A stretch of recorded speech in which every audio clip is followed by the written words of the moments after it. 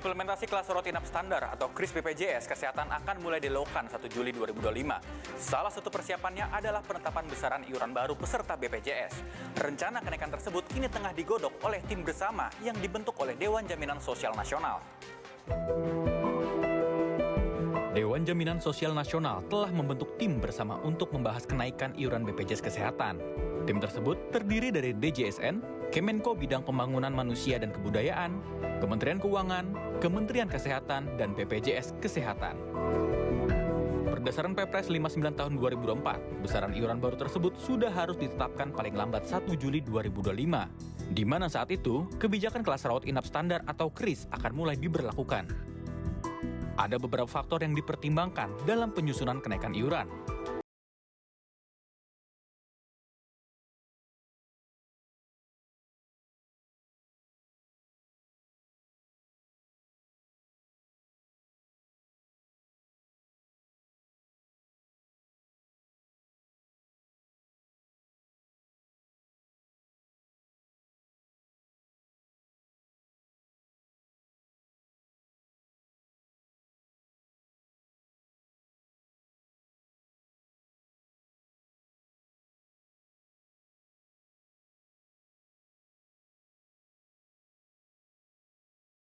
Selain rawat inap yang terstandarisasi untuk pasien BPJS Kesehatan dalam program KRIS, tentu saja harus kita dukung bersama. Tapi kenaikan iuran yang bersamaan dengan naiknya berbagai biaya hidup seakan menjadi antitesis niat pemerintah untuk mensejahterakan rakyat. Saya Marcel Pungki dan juru kamera Oku Kurniawan untuk Business Talk.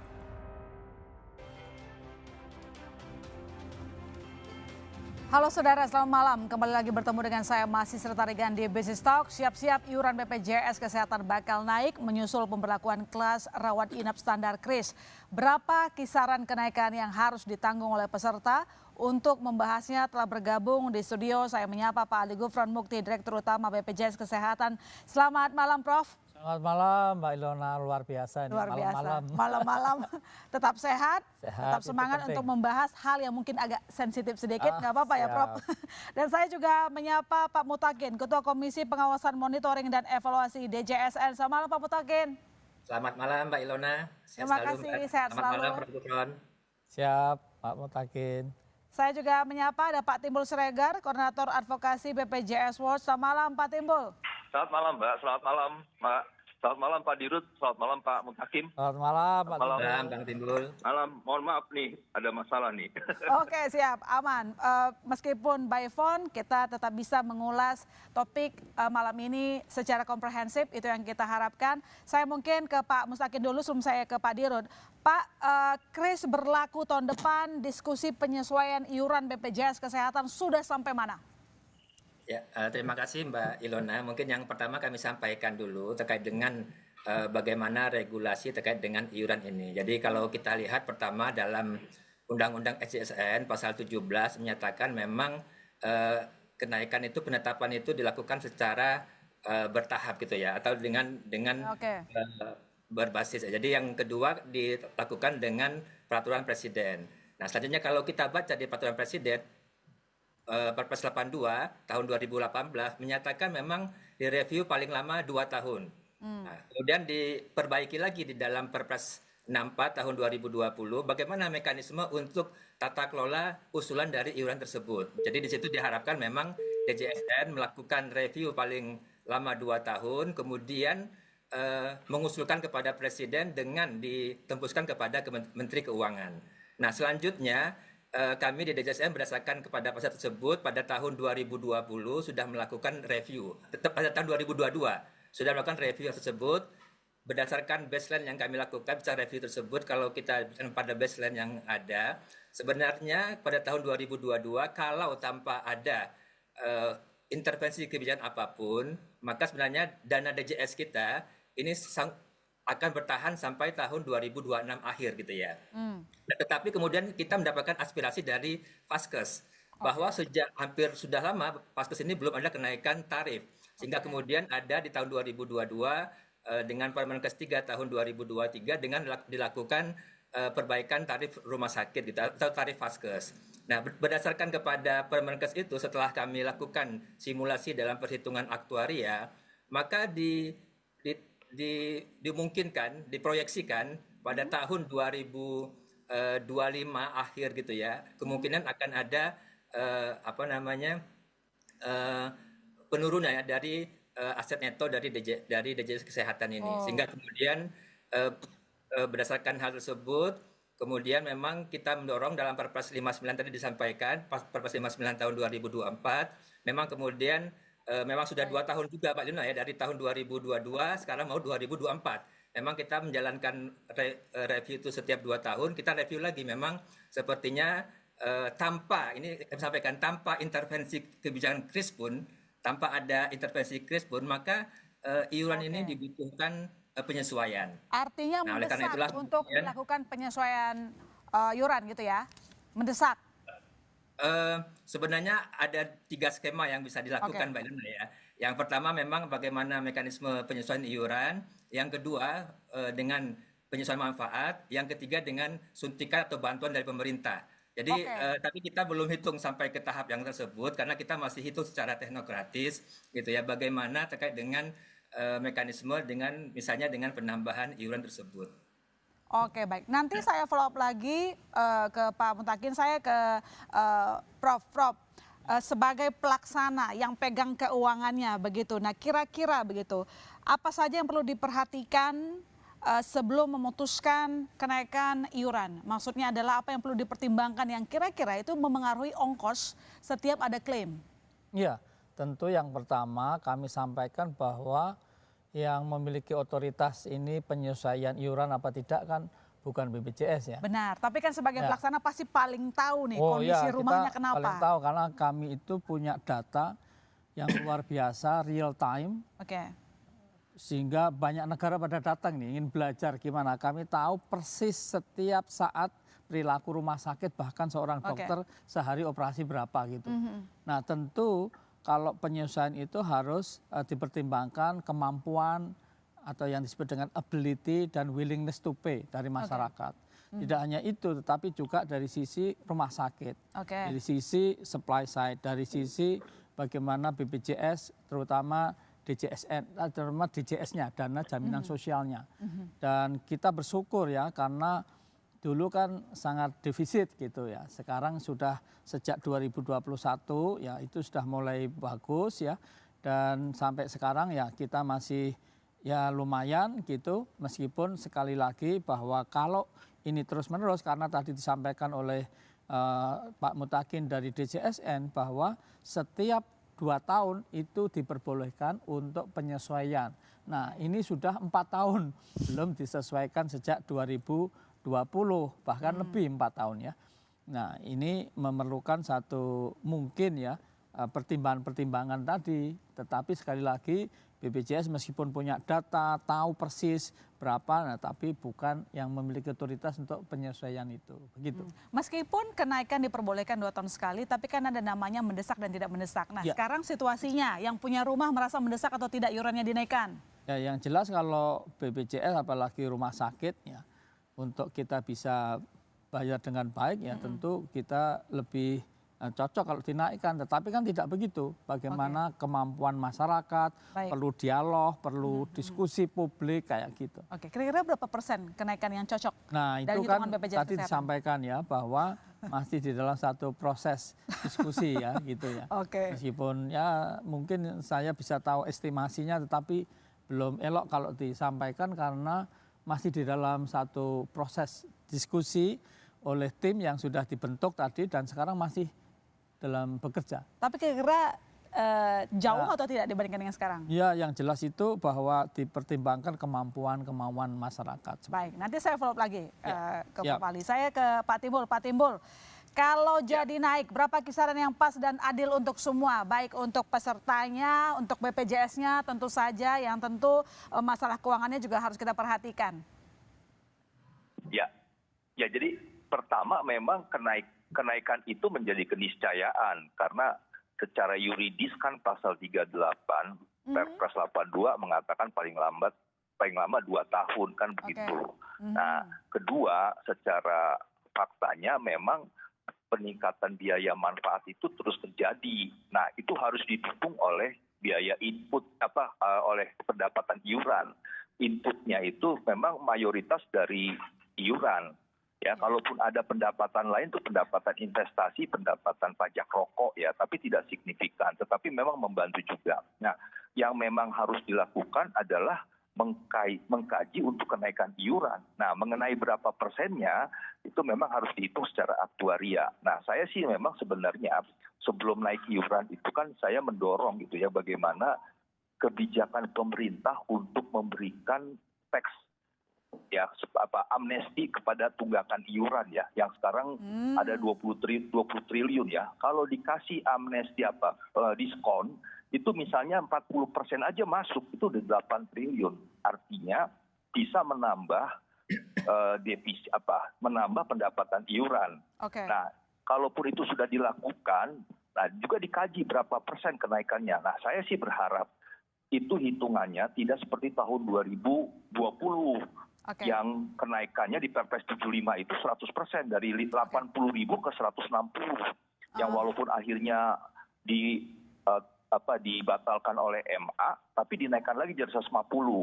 Kelas 2 dari 51 menjadi 110, akhirnya diturunkan dibatalkan MA menjadi akhirnya dinaikkan lagi menjadi 100.000. Berarti yang pas kenaikannya berapa kira-kira yang adil? Karena tadi Anda mengatakan setuju kalau iuran dinaikkan. Nah, kalau saya sih mendorong begini bahwa yang pertama dinaikkan itu emang harusnya PBI. Kan sekarang 42.000 ya. Oke, berarti dari kalau subsidi ya. Kalau saya sih mendorong 55.000 ya, ke 60.000 bisa. Nah, untuk kelas 1 dan kelas 2 itu bisa 10-15%.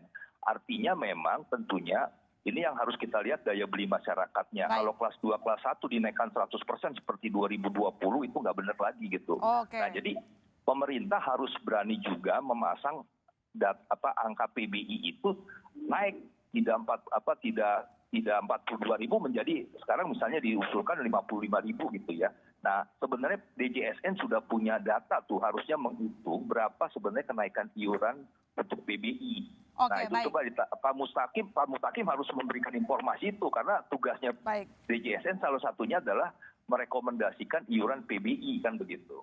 Oke, baik. Nanti kita lanjutkan lagi apakah kira-kira saudara yang naik itu kelas 1, 2 saja atau termasuk kelas 3. Karena tadi Pak Timbul mengatakan memang secara komposisi paling banyak itu dari anggota PBI ya Pak. Artinya kalau misalnya, iya dong, ya kan? Ya, betul. Iya, totalnya sekarang kan udah 276 juta. Iya, tidak. Ya, betul. PBI tidak sampai. Oke, ini nanti kita akan diskusikan siapa saja yang naik iurannya saudara, kenapa tarif BPJS Kesehatan harus disesuaikan, apakah jadi jurus jitu untuk terus menyelamatkan keuangan dari BPJS Kesehatan, mengingat sumber masalah keuangan BPJS Kesehatan tak hanya soal defisit saudara dari segi iuran, tapi juga kasus dugaan rumah sakit terlibat kasus fraud membuat tagihan palsu hingga manipulasi diagnosis. Business Talk segera kembali.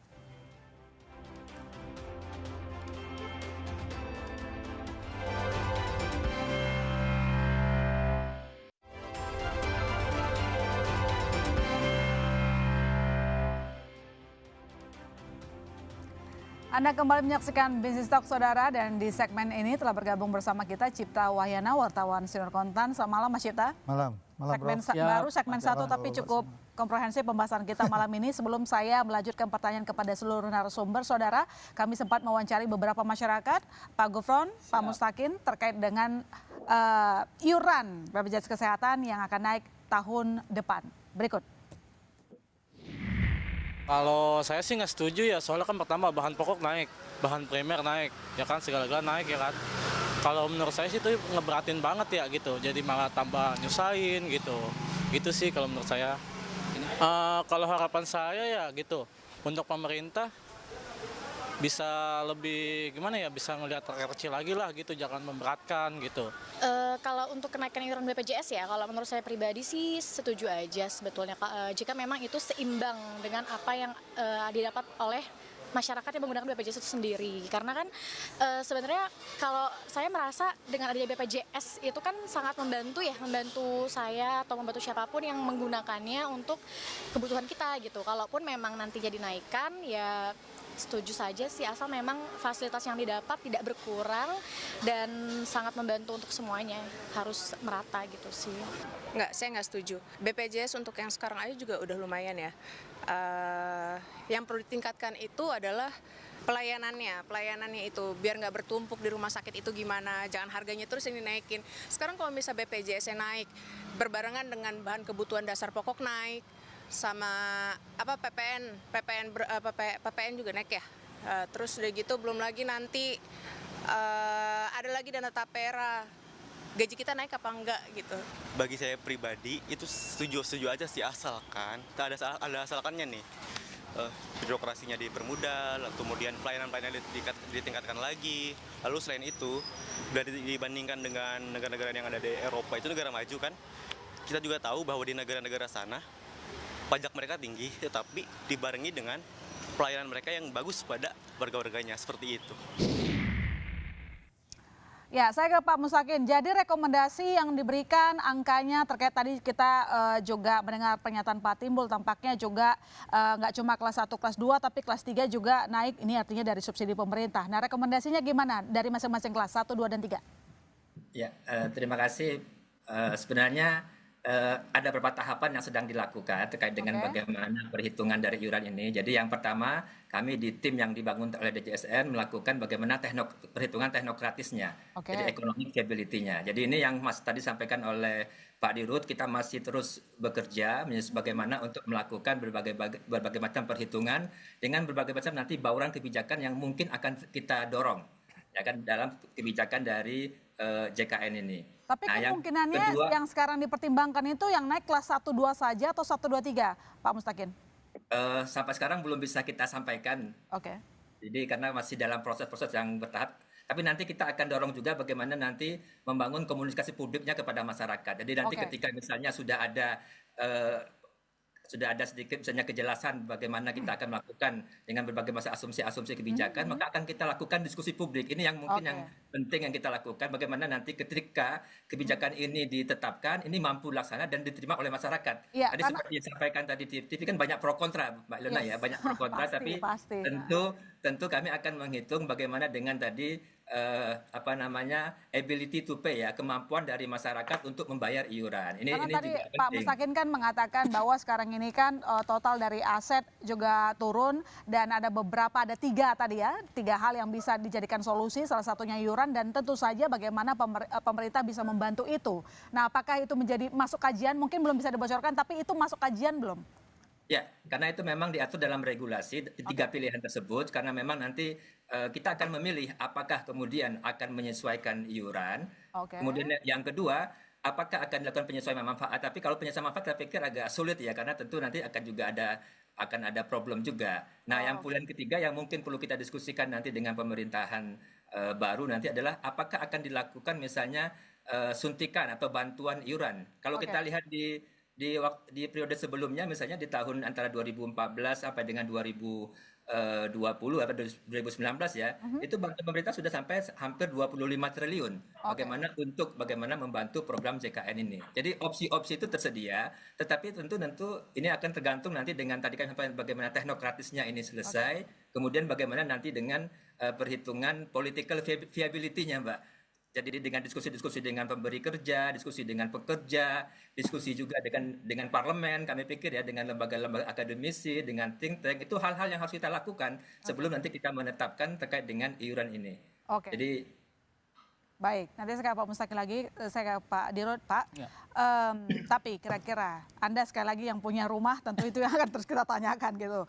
Apakah kenaikan tarif dibutuhkan untuk semua kelas atau pertama kami klarifikasi dulu antara tarif dan iuran, itu satu hal yang berbeda.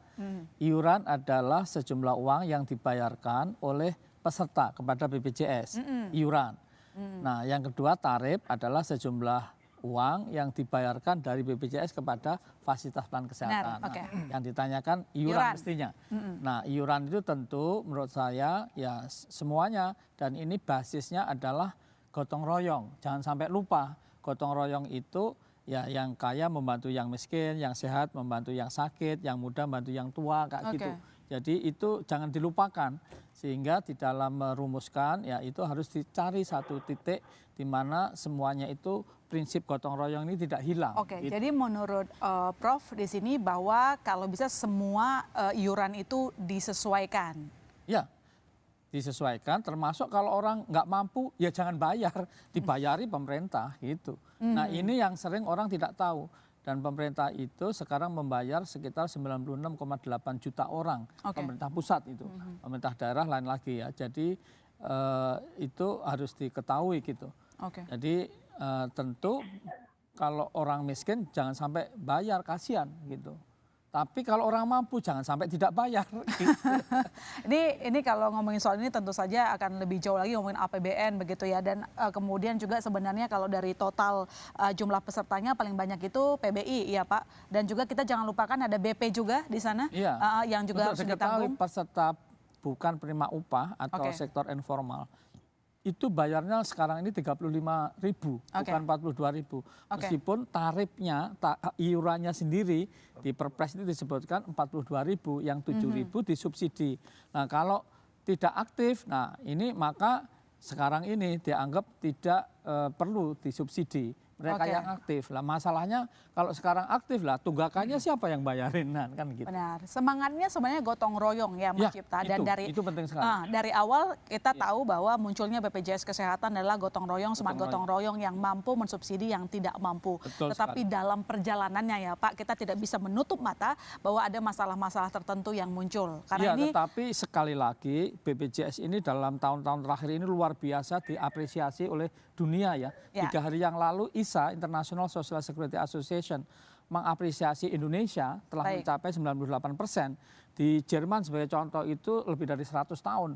Jadi Indonesia bisa dibanding dengan banyak negara lain itu luar biasa dalam waktu yang sangat relatif singkat, tidak hanya single payer tetapi juga terintegrasi dan itu bisa sudah mencakup 98%. Pencapaian di beberapa yang, provinsi 100% bahkan. Pencapaian yang harusnya memang ada keberlanjutannya begitu ya Prof, itu yang kita harapkan. Kalau dulu kita suka menceritakan angka defisitnya, belakangan terakhir kami selalu menceritakan soal surplusnya BPJS Kesehatan. Tadi ada yang tidak setuju kenapa tidak mutunya. Jelas, mutu sekarang sudah menjadi perhatian, bahkan meskipun teori mutu itu ada Donapedian, Edward Deming, ada sulit ya, tetapi BPJS itu mencederhanakan, menjadi sangat sederhana, indikatornya cuma 3, mudah, cepat, setara, non-diskriminatif. Oke, baik, saya ke Pak Timbul. Pak Timbul, sebenarnya kan sebelum kita nanti memutuskan ada keputusan tadi disebutkan belum tentu prioritasnya kenaikan iuran atau mungkin bantuan dari pemerintah.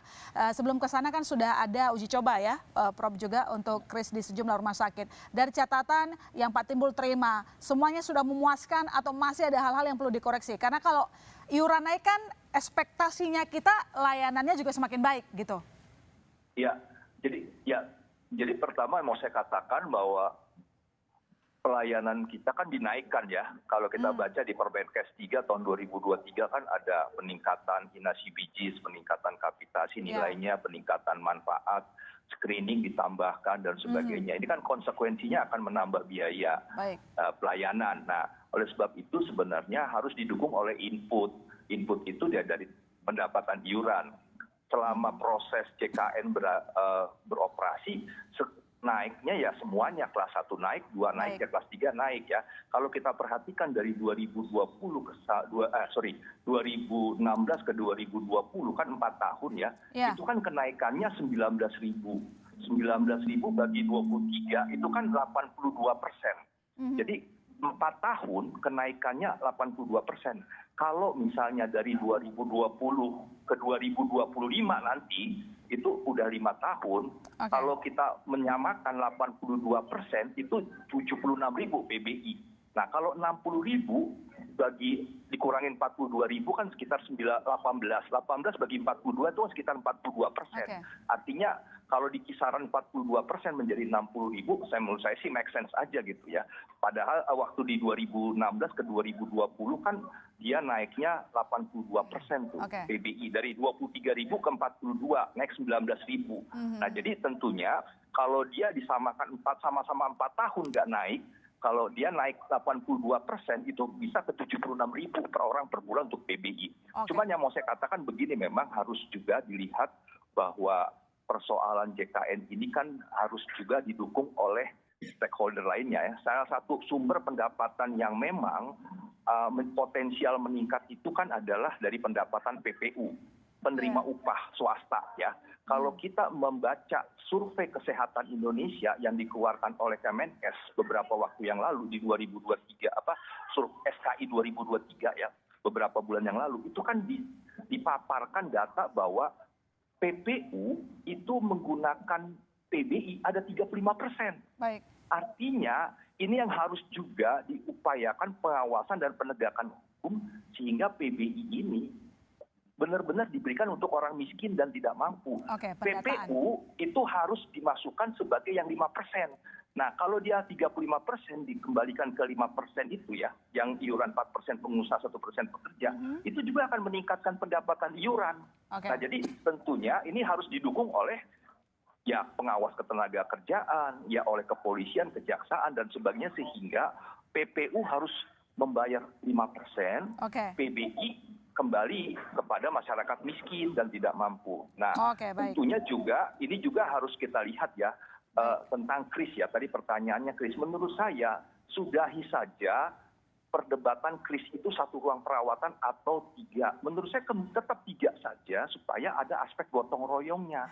Kalau kris 1 ruang perawatan itu akan menurunkan tingkat pendapatan iuran dari BPU peserta mandiri.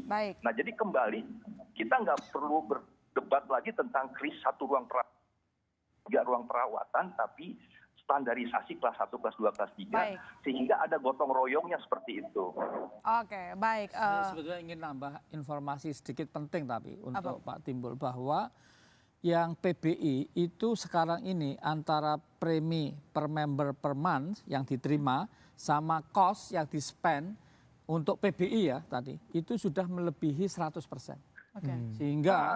Sehingga tidak benar kalau kemudian PBI itu menyumbang yang lain, itu tidak benar ya. Saya tekankan di situ ya. Makanya saya setuju kalau PBI pun juga naik gitu ya. Tetapi sekali lagi karena menurut hitungan itu unit cost-nya sudah nggak cukup. Baik, sudah diklarifikasi sama Prof. Gufron. Saya ke Mas Cipta. Mas Cipta, pertanyaannya adalah memang kalau sekarang lihat historisnya perbaikan di BPJS Kesehatan patut diapresiasi begitu, tetapi cara mempertahankannya itu tentu punya tugas yang sangat besar. Dan dari catatan redaksional, apa yang bisa kita simpulkan dari ini? Karena kalau udah ngomongin soal kenaikan iuran kan menarik banyak perhatian. Karena masalahnya kadang-kadang nggak cuma soal iurannya aja, tapi banyak aspek yang juga harus dipertimbangkan. Ya, memang pertama tentu kita apresiasi Prof. Karena pencapaian 10 tahun itu luar biasa. 98%, 1.000 triliun ya manfaat kurang lebih ya. Lebih mungkin ya. 10 tahun udah berapa sekarang? Iya sekitar 1.000 triliun. 1.000 triliun kan? Terus 1,7 juta tiap hari orang. Jadi itu angka yang sebenarnya di satu sisi itu prestasi dan artinya ini keberlanjutan ini menjadi tanggung jawab bersama. Gitu. Dan kita selalu kalau evaluasi itu selalu melihat 3 hal. Misalnya satu soal coverage sudah bagus 98, tinggal PR-nya sebenarnya kalau targetnya kan 113 keluarga miskin ya Prof, yang mesti di cover kalau nggak salah. 113 juta 113 orang juta menurut roadmap, tapi kenyataannya enggak. Sekarang baru 98. Lalu yang kedua 96. Soal 96 ya, pemanfaatan ya, kita tahu bahwa banyak ya masih belum merata lah. Banyak rumah sakit yang kualitasnya beda, dan satu sisi mungkin yang perlu menjadi perhatian adalah vaskes tingkat pertama. Karena itu kalau itu bagus itu menyelesaikan banyak hal. Misalnya banyak kasus nggak harus dieskalasi ke tingkat lanjut yang lebih mahal misalnya. Nah itu kan akan menyelesaikan banyak hal. Yang terakhir sebenarnya kalau kita, nah ini sebenarnya yang kita bicarakan soal pembiayaan. Nah pembiayaan ini kan memang kalau kita menilai ini kebetulan kok ya ketika kita bicara ini kita berada dalam kondisi sebenarnya yang tidak terlalu menguntungkan. Tidak terlalu menguntungkan kalau kita lihat kondisi ekonominya, Prof. Jadi misalnya kita cerita tentang misalnya perusahaan revenue-nya nggak terlalu baik. Lalu kondisi masyarakat ya belakangan banyak PHK dan sebagainya. Nah tapi ini menjadi diskusi yang kalau tadi keniscayaan memang harus naik ya harus dicari solusinya. Misalnya saya termasuk setuju tadi dengan misalnya soal kris itu sebenarnya menambah komplikasi kalau itu kita bicarakan. Kenapa? Karena misalnya logika misalnya, saya kelas 1, kelas 2 itu sebenarnya mau mungkin naik. Tapi dengan memang fasilitas yang memang sesuai gitu. Tapi kalau saya harus turun, jadi sudah manfaatnya turun, saya dinaikkan lagi tarifnya. Ya, agak sedikit itu menjadi gamang. resistensi akan semakin tinggi gitu loh. Nah kayak hal seperti ini yang mesti tadi kita punya waktu untuk evaluasi, ya ini supaya harus dicarikan istilahnya yang terbaik, Prof, supaya ya tetap keberlanjutan itu tetap bisa jalan gitu. Baik. Tentu saja anggaran pemerintah juga harus disiapkan. Oke. Karena kalau naik tarif ya itu bukan cuma pemerintah pusat, pemerintah daerah juga. Karena itu subsidi di pusat dan daerah itu sangat besar juga. Oke. Itu jadi 3 aspek itu sama-sama kita lihat. Oke, Pak Timbul, sebelum ada pamit di acara ini, boleh diberikan sedikit pesan atau kesimpulan singkat saja, Pak Timbul. Apakah Anda puas dan setuju dengan pernyataan Mas Cipta tadi? Ya, jadi saya memang tentunya harus ditingkatkan ya 3 area ya, kepesertaan, pelayanan dan pembiayaan harus mendukung. Nah, kepesertaan ini yang memang sudah membaik, tapi juga harus dipastikan karena dari 98% targetan itu kan sebenarnya masih ada 50 juta orang yang peserta yang non-aktif. Nah, ini harus dikembalikan menjadi peserta aktif yang artinya menambah pendapatan iuran. Nah, pelayanan juga harus ditingkatkan dan saya sih melihat sudah sangat meningkat ya, dan tentunya ada persoalan fraud dan sebagainya, itu memang ada oknum-oknum rumah sakit misalnya itu yang memang mengganggu ya terjadi fraud. Nah, kembali persoalannya bahwa harus berani pemerintah menaikkan iuran untuk memastikan keberlanjutan program. Kalau enggak, aset bersih akan tergerus terus, akan terjadi defisit lagi gitu. Kita jangan sampai terdefisit lagi lah gitu. Oke, kita menunggu keberanian dari pemerintah dan kebijaksanaan pemerintah dalam membuat keputusan yang adil untuk semua. Saya ucapkan terima kasih ke Pak Timbul Siregar, Koordinator Advokasi BPJS Watch, telah bergabung bersama kami. Selamat malam, Pak Timbul. Malam Mbak, malam. Terima kasih. Ya, Saudara, kenaikan iuran BPJS Kesehatan bisa saja menambah beban bagi masyarakat, terutama kelas menengah, apalagi sejumlah rencana seperti kenaikan PPN 12% dan di tengah ketidakpastian kemana laju ekonomi Indonesia dalam kondisi ekonomi global yang tak pasti, kami akan diskusikan. Tetap bersama kami.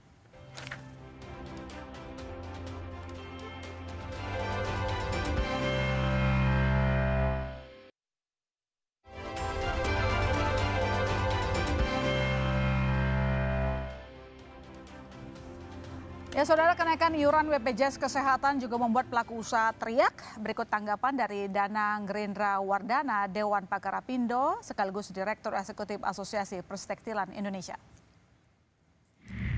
Ini jelas berpengaruh pada biaya investasi karena 4% dari iuran BPJS Kesehatan itu kan ditanggung oleh pemberi kerja. Padahal pada tahun 2025 juga akan terdapat kenaikan PPN menjadi 12%. BBM, tarif listrik, gas, semua naik, tidak ada yang turun.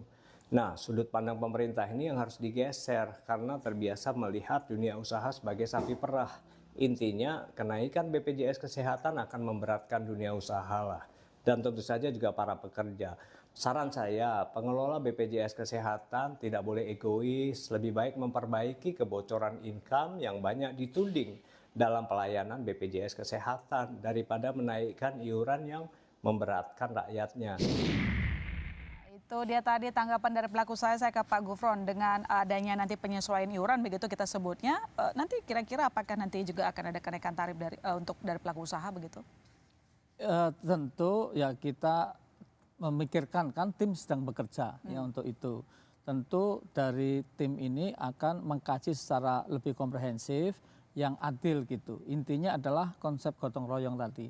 Nah, yang menarik bahwa karena kepercayaan masyarakat itu meningkat dan kemudian manfaatnya dinaikkan tadi, tahun lalu BPJS itu membayar tambahannya saja 45 triliun atau 3 billion US dollar ya. Jadi itu mesti harus, kalau kita mau terus ini program ya tentu kita harus menyesuaikan. Nah, penyesuaian dan exit strateginya itu banyak sebetulnya. Salah satu kan hanya penyesuaian iuran, tapi tidak hanya itu, rasionalisasi pembayaran. Demikian juga untuk katakanlah bagaimana anti fraud ya yang kita perketat ya. Ini tentu secara umum rumah sakit sudah bagus ya. dan ada komitmen ya, tetapi masih ada yang oknum ya, yang nakal-nakal tadi ya, itu juga kita kemudian bagaimana mencegahnya, bagaimana mendeteksinya, bagaimana kemudian mencari solusinya. Tidak berhenti di situ ya, kadang-kadang pembayaran kurang rasional ya, lalu tidak berhenti di situ juga. Contoh umpamanya ada inovasi pendanaan masyarakat peduli JKN, itu kita eksplorasi. Tidak berhenti di situ, cost sharing belum pernah dieksplor ya. Bagaimana di banyak negara dan hampir seluruh negara di dunia itu pasti ada cost sharing, tapi tidak di Indonesia. Baik. Nah ini belum juga dieksplorasi. Demikian juga kalau pengusaha nggak mau naik ya tadi umpamanya karena yang lain naik, sebetulnya kebutuhan kita melihat makro ya, kebutuhan pembiayaan kesehatan di Indonesia itu 600 triliun lebih. BPJS itu baru sekitar 176-200 triliun. Ya. Untuk tahun depan itu 200-an triliun RKAT kita, lebih dikit. Nah itu maka harus dicari solusinya bagaimana 600 triliun yang lebih ini ya itu digotong royong gitu. Nah kalau hanya bicara yang BPJS, nah, ini menurut saya kurang fair sebetulnya. Baik. Itu nanti akan dibahas, kita bahas juga terkait itu. Tapi karena tadi Bapak juga yang menyinggung, ini kan kita tahu bahwa masalah keuangan tampaknya nggak cuma soal memang ada orang yang tidak patuh bayar iuran, atau mungkin tarifnya yang belum juga naik, tapi kemarin ada yang nakal gitu pihak rumah sakit Pak melakukan fraud di kasus tagihan palsu atau phantom billing dan manipulasi diagnosis untuk mendongkrak jumlah tagihan mereka. Nah ini bagaimana setelah ini supaya tidak terjadi hal demikian, apa yang sudah dilakukan oleh BPJS Kesehatan? Ngomong-ngomong sama mereka udah putus hubungan atau gimana? Banyak hal BPJS itu melakukannya, termasuk kami itu membina, membangun sistem agar tidak terjadi committed fraud ya. Jadi untuk orang melakukan apalagi dalam tanda petik itu oknum kriminal ya. Tetapi secara umum dokter-dokter itu cukup lumayan bagus ya. Rumah sakit komitmennya meningkat loh. Tadi Pak Timbul juga menyampaikan ya dulu didiskriminasi kalau ada pasien BPJS penuh, BPJS 3 hari maksimum, BPJS sekarang sudah enggak. Karena meskipun masih ada ya, oknum 1-2 masih ada.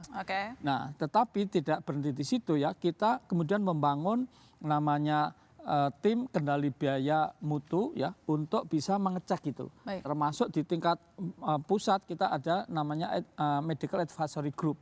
Jadi itu yang kemudian kalau ada pending, ada segala macam kita efisiensikan di situ, kita diskusikan ya yang benar itu siapa dan lain sebagainya. Tidak harus BPJS benar, bisa juga rumah sakit yang benar gitu. Jadi ini kita lihat sana. Tapi tidak hanya itu, utilization review diperketat, audit medis diperketat. Dan tidak berhenti di situ, sekali lagi. Pertama kali dalam sejarah itu bersama Kementerian Kesehatan kita naikkan tarif di rumah sakit. Kalau ini tarif ya, bukan iuran ya. Termasuk kapitasi pertama kali dalam sejarah. Ya. Kalau tarif di rumah sakit bukan yang pertama, tetapi mungkin yang kedua atau ketiga. Ya. Tidak berhenti di situ, satu lagi. Nah, kita berikan uang muka kepada rumah sakit. Kita paket manfaatnya kita tingkatkan ya. Makanya ini semua kosnya akhirnya tambah 45 triliun. Ya, karena masyarakat tambahnya saja loh 45 triliun. Masyarakat kepercayaan meningkat, utilisasi naik tajam begitu. Tapi kepuasan juga naik tajam. Sekarang ini lebih dari 90%. Jadi telat-telat bayar udah nggak ada lagi Prof ya? Apa? Telat-telat bayar ke rumah sakit tagihan-tagihan. Nggak ada. Jadi maksimum itu 15 hari. Kalau ada klaim beres, kami bayar maksimum 15 hari. Baik. Saya ke Mas Cipta. Mas Cipta, kalau kembali lagi pernyataan dari masyarakat, kemudian tadi pelaku usaha, ya satu sisi kita tidak bisa mengesampingkan curhatan dari Pak Gufron tadi ya, bahwa memang kondisi keuangannya juga harus diperhatikan karena langsung tadi dikasih tuh rumus-rumus makro gitu ya. Tahun depan ini tampaknya kelas menengah makin kejepit gitu kalau jadi sejumlah program itu dilaksanakan. Jadi sekarang concernnya nggak cuma soal iuran BPJS Kesehatan, tapi ada rencana PPN 12%, kemudian kemarin juga ada Tapera yang ya memang ditunda, tapi kita nggak tahu kapan dilaksanakan. Nah, apa yang perlu dilihat di sini? Risikonya apa kalau semua tiba-tiba menggerogoti kantong kelas menengah? Ya memang pertama sebenarnya kita sama-sama setuju bahwa di satu sisi ini keberlanjutan JKN dan juga BPJS ini harus terus kita pertahankan ya Pak, harus kita jaga. Tapi kita juga harus lihat realitas. Nah sekarang ini kan ada istilah sebenarnya kelas menengah yang resah gitu ya. Karena memang fakta-faktanya kalau di lapangan kita cek memang tantangannya cukup berat. Misalnya tadi PHK. Lalu bahkan sebenarnya kan Susenas terakhir menunjukkan jumlah kelas menengah itu turun loh. Turun, itu artinya bahkan turun menjadi turun kelas. Itu 8,5 jutaan dari sekian sampai tahun 2023. Jadi turun. Jadi nah dalam konteks ini di satu sisi tadi bicara keberlanjutan, yang bagaimanapun harus diformulasikan. Ini kalau memang tarif seperti apa kenaikannya. Tapi tadi isu tadi yang setuju dengan Pak Timbul soal kris itu juga mesti dilihat. Jangan nambah pikiran lah kalau itu nggak perlu lah. Terus satu lagi sebenarnya dalam konteks ini pemerintah tugasnya untuk melihat lebih menyeluruh. Maksudnya bauran kebijakannya itu ini kan hanya satu hal. Tapi kan ada yang lain, misalnya tadi soal PPN, cukai, macam-macam lah. PPN yang 12% itu juga besar sekali. Cukai, asuransi kendaraan rencananya. Asuransi kendaraan dan sebagainya. Nah mungkin bauran-bauran kebijakan, nah ini tantangan pemerintah baru. Ini benar-benar ujian begitu mulai harus mikirin ini, harus mikirin ini bagaimana formulasi yang paling tepat gitu loh supaya ya semuanya bisa jalan begitu. Adil juga untuk semuanya begitu ya. Saya ke Pak Mustakin, kira-kira gimana nih jalan tengah untuk membantu kelas menengah karena sekarang kan masih digodok, dan apakah memang ada peluang nanti untuk penetapan iuran kris ini tidak mengikuti yang tenggat waktu kan 1 Juli 2025. Dan satu lagi, apakah bisa nih kalau tadi Pak Timbul sama Mas Cipta satu suara, kris nggak usah ditiadakan lah, per kelas aja, gimana? Baik, terima kasih. Jadi yang pertama tadi menanggapi dari Apindo tadi, memang yang pertama sebelum kita berdiskusi tentang bagaimana penyesuaian iuran, memang di tahap awal kita diskusikan dulu bagaimana evaluasi terkait dengan bauran kebijakan yang sudah ditetapkan sebelumnya. Tadi misalnya dari sisi misalnya dari sisi spending, misalnya kan apakah BPJS sudah best effort melakukan misalnya pencegahan dari fraud. Nah ini juga menjadi salah satu diskusi yang kita lakukan. Yang kedua misalnya dari sisi revenue, dari sisi pendapatan misalnya, apakah BPJS Kesehatan dan semua kementerian lembaga misalnya sudah melakukan terbaik misalnya dari sisi mendorong reaktivasi peserta. Tentu ini kalau kita tadi seperti dengan Mas Ibu sepakat kalau kita bisa reaktivasi peserta gitu ya. Kalau sekarang kan ada sekitar 56 atau 58 juta ya yang aktif gitu ya. Nah misalnya kita bisa dorong menjadi reaktivasi peserta, tentu ini akan menambah pendapatan bagi BPJS Kesehatan, bagi dana DJS. Nah, itu satu sisi Mbak Irna, sebelum kita diskusi kepada iuran. Nah dengan iuran tentu kita mendapatkan seperti tahun lalu sebelumnya, seperti di tahun 2020 ya. Sebenarnya kan ada hitung-hitungan aktuaria, tapi juga ada hitung-hitungan non teknis gitu ya. Misalnya pada tahun 2020 kalau kita hitungan aktuaria misalnya di kelas 3 itu sesungguhnya kan ada sekitar 295.000 kelas 1 ya untuk BBPU. Tetapi kan dengan hitungan-hitungan yang lain kita melihat juga kemampuan dari peserta kemudian tidak setinggi yang di dalam perhitungan aktuaria. Tentu itulah yang kami sampaikan bahwa di pemerintah melihat bagaimana kemampuan dari peserta untuk membayar iuran. Nah yang terakhir mungkin tentu ada 3 prinsip yang kita pegang dalam penghitungan ini. Yang pertama tentu kita melihat dari sisi kecukupan gitu ya. Apakah nanti iuran yang kita akan tetapkan ini misalnya cukup untuk membiayai manfaat JKN gitu ya. Sekarang tadi disampaikan oleh Pak Gufron sudah luar biasa manfaat JKN yang sekarang didapatkan oleh masyarakat. Nah yang kedua tentu kewajaran. Apakah sejauh mana kewajaran gitu ya, reasonable dari iuran ini? Apakah dia bisa terlalu murah, tidak terlalu murah, juga tidak terlalu mahal? Kan? Nah yang 3 ini yang menjadi satu penting prinsip yang kita akan tetapkan adalah dia melihat pada prinsip keadilan gitu ya. Jadi misalnya ini harus affordable, harus mampu dibayar oleh peserta gitu ya. Dan dia tadi ada prinsip-prinsip yang disampaikan, dia ada prinsip gotong royong yang terjadi. Nah inilah nanti kita akan evaluasi, kita akan lihat hingga kemudian nanti akan menetapkan, mendiskusikan sesuai dengan kesepakatan yang ada yang sekarang masih digodok Mbak. Jadi yang terkait dengan kris, nah memang kris menjadi salah satu amanah dari Perpres 59 tahun 2024 dan kami masih melakukan simulasi-simulasi terkait dengan kebijakan tersebut. Jadi dengan bauran-bauran kebijakan yang lainnya yang akan kita simulasikan di dalam penetapan iuran JKN ini. Oke, berarti masih dipertimbangkan atau fix nih kris saja, nggak pindah lagi ke kelas 1, 2, 3? Gimana Pak Mustakin? Kita sepakat masih dengan 12 kriteria itu Mbak, dan kemudian akan diturunkan di dalam Permenkes. Nah ini Permenkesnya masih didiskusikan di antara kementerian lembaga, semoga dalam waktu dekat bisa disepakati gitu ya. Oke baik, diskusi ini cukup komprehensif dan tampaknya sudah memberikan pemahaman kepada masyarakat. apapun nanti keputusannya adil lah untuk semua. Saya ucapkan terima kasih banyak ke Pak Ali Gufron Mukti, Direktur Utama BPJS Kesehatan. Terima kasih Prof telah bergabung di studio malam ini. Nanti kita pasti akan membahas lagi, terutama ketika iuran itu jadi naik sih.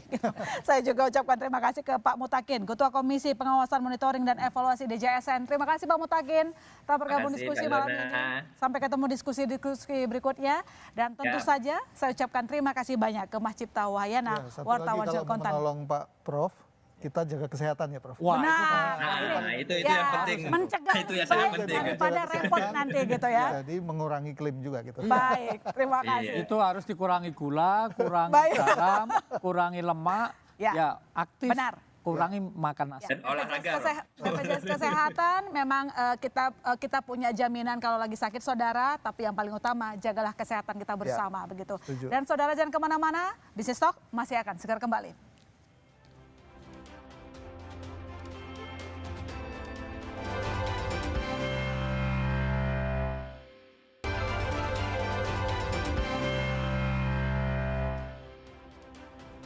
Ya saudara, iuran BPJS Kesehatan diperlukan agar program jaminan kesehatan nasional ini terus berjalan, tapi sudah seharusnya tidak memberatkan para pesertanya dan harusnya adil untuk semua.